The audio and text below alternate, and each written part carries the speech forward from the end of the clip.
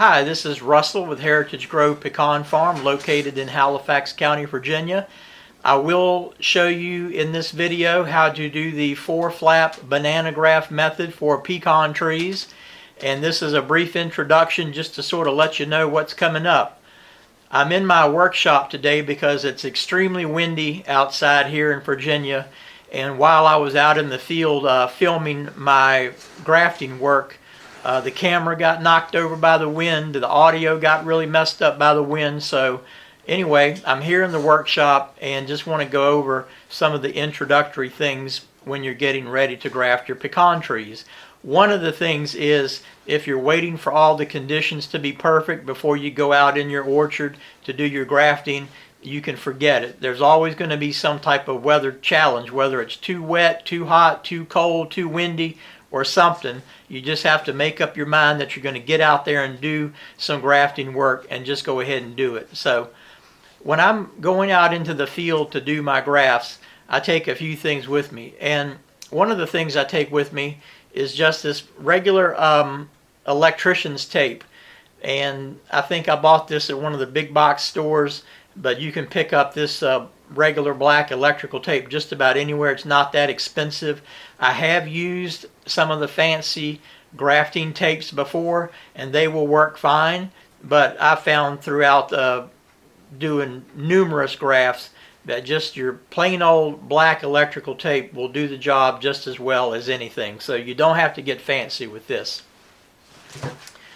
I've shown you this before in a different video, but you need just a basic pair of hand pruning shears, and the manufacturer of this product is called Felco, and I think it's one of the good brands. This was given to me by my wife's mother, Joan, and she's an avid gardener and a master gardener here in Virginia, but as a birthday gift or Christmas gift she gave me these really nice handheld pruning shears. But any type of pruning shear will get the job done. You don't have to have something fancy. Just anything basic will do just fine. I also have a really super high-tech grafting knife. Just kidding. I'm using just a standard utility knife. Some people call it a box cutter. And I do have very nice grafting knives in the house, and I will use those from time to time. But to be honest with you, that's not really necessary. As long as you have a good sharp knife, and you really can't beat this for just a few dollars. A basic utility knife with a fresh blade will work perfectly. One of the most important things you're going to need is rubber bands. So I have an assortment of rubber bands, and I've got a gigantic bag with me, and I purchased that at one of the local big box office supply stores. Now the rubber bands are important because this is what is really a key to the 4-flap banana grafting method being successful, is you really need to use these rubber bands, and I'll show you how to use those once we get out in the field. And then one of the final things I take with me when I'm going out to do the grafting, I always take these metal tags, and I've learned to make these up in advance because it's hard to write and keep up with all these metal tags once you're out there in the field. You've got your hands full with half a dozen other items. So if you know about how many grafts you're going to perform, find you a place in the house or in your workshop and just make these out. These are just inexpensive metal tags. I ordered these off of Amazon, and they even come with a wire tag. So just make out your labels, and once you're completed your graft, you can hang these labels on your trees, and that way you won't forget what variety you just grafted. Now, one of the most important things is take your grafting wood with you. Obviously, if you don't have graft wood, then you're not going to be able to do much grafting. So this is some of the wood that I cut a few days ago. I've had it stored in a cool, dry, dark place, and when we get out in the field, I've got a whole bucket here beside me. We're going to use these to perform our grafts. So I just want to say thank you for watching the video. Now I'm going to include 3 different trees that I grafted using this method. First 2 trees that I grafted, I narrated what I was doing during the process. But bear with me because the wind was blowing, and in one case it even knocked my camera over off the tripod. So, and the final tree that I grafted, I was silent and did not narrate anything, again, just because of the wind. So just want to thank you for watching the video. If you have any questions, please send me an email. I do respond to emails, and I will include my email at the end of the video. But thanks, and I wish you success with your pecan tree grafting. Okay, so we're going to look at our rootstock, and we're going to try to find a nice straight piece of the rootstock, and that will be where we perform our graft. So it looks like I've got a nice good piece right through here, so we're going to just cut the top of this rootstock off. You want one nice clean cut. You can get rid of that piece that you trimmed off. You don't need that. And then we're going to check to see if the bark is slipping. And when you're working in the orchard, if you see other trees where the buds are opening, then it's a good chance that the bark is slipping. So I'm just going to do a cut like an X on the top of this piece I just cut with my knife. And then I'll take my fingers and we'll try to pull this bark back, and if it peels back, then we know it's slipping.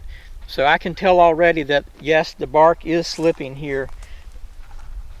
So we need to take a rubber band, and you're going to go down a couple of inches below the top of your cut and just leave your rubber band right there. And then you're going to peel the bark back. So you should have about 4 even pieces that you'll peel back as a result of you making that cut on the top of your rootstock. And once you peel these 4 pieces back, then you take your cutters, your pruning shears, and you're going to pull the flaps downward and hold them out of the way. And then you're going to make one clean cut right there where your flaps are folded downward with your cutters. Make one clean cut. Then you're going to take your scion, and then you're going to peel the bark off in 4 nice, smooth, even cuts, not very deeply. That's 1, 2, 3, and 4. So your scion is going to look like that, and that's what we're going to put down here in the middle of these flaps. And you might have to rotate your scion until it gets the best fit, and then you pull the flaps up, and that rubber band will hold the 4 flaps up against your scion, and that's what you want to happen. Now we're going to take the electrical tape, and I start below the graft union, and I'm pulling this tape fairly tight as I go up the rootstock, because you want to have a tight joint. You don't want air getting in here, and you don't want water getting in here. So you're going to make this wrap this joint fairly tightly with the electrical tape, and you're just going to go around and around the rootstock with the new scion, and you're going to do that a number of times. And I start down here below where I made my grafting cut, and then I come up here about 1 inch at least, maybe a little bit better, above where I made my cut, and then I just pull that off. And that's how we do our graft. And then I'm going to put a tag on that which tells me the date and the variety that we just grafted. It's not that hard. It works well, and if I can do it, I know you can do it too. Okay, this is Russell. We're still working out here in the orchard. We're getting ready to perform another graft. We're going to clean up this rootstock and take off some of the material that I know we're not going to need. Now, as I've said in some other parts of the video, I had a grafting failure here last year. Sometimes it works, sometimes it doesn't. So we're going to cut off the parts that we don't need, and we're going to perform a new graft here in 2025.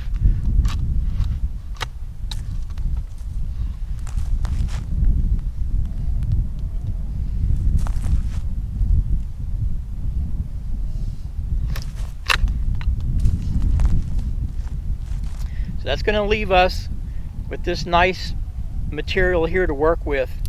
I know this looks awful, but as the tree takes the graft and as it grows year over year, you won't see all these imperfections. The tree will grow upward, but each year when it adds a growth ring on, it grows outward as well. So even though that looks a little ugly, in time you won't even notice that. Okay, we're going to try one more graft out here of the 4-flap banana method. And I just cleaned up the rootstock, and you want to find a nice place where you've got some straight wood without a lot of buds, and this is a good spot. We're going to come right in here and take this top piece off, and you're going to discard that. Then you're going to check the top of this cut and make sure it's as flat as possible. Then we're going to take our utility knife and we're going to score the top here, and we're going to make what you would look like the letter X right across the top, and that's going to give us the 4 flaps we're going to need for this grafting method. Now I'm going to take a rubber band, and this goes down here on the rootstock. You're going to twist this around 4 or 5 times so that it's going to be fairly tight. Then you're going to peel the bark back. This is where you get the 4 flaps.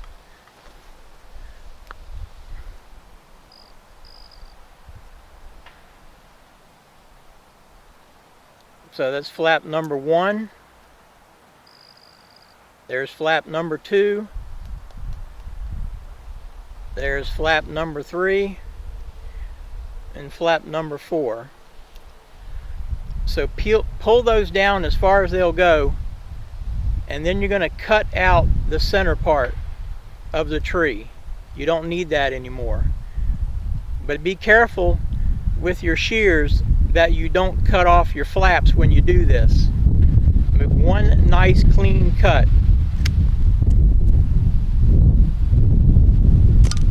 Then we're going to take our utility knife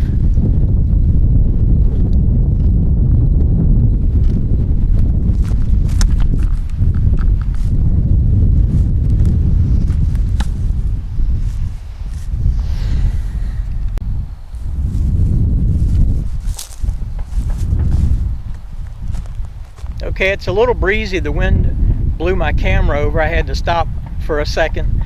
I'm a one-man show, so it's a little bit tough to do this by myself, but we'll do the best we can.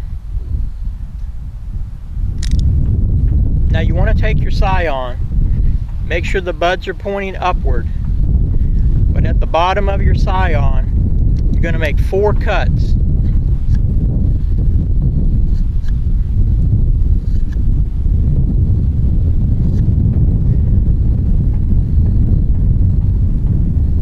And that's going to slide down here in between these 4 flaps.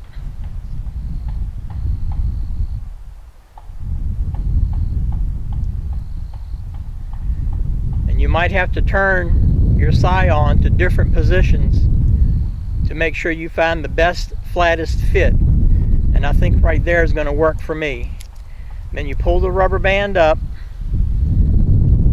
You may have to position these flaps using your fingers so that they cover all of the cambium. That's where the magic happens, and that's how the graft is formed. You don't want to leave that green cambium layer exposed. It'll dry out and cause your graft to fail.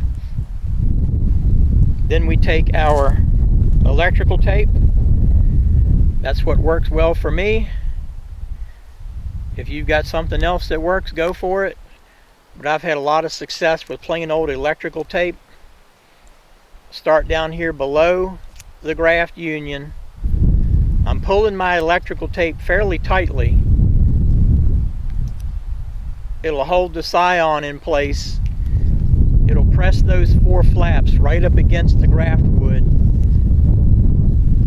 and it'll make your chances of success a whole lot better.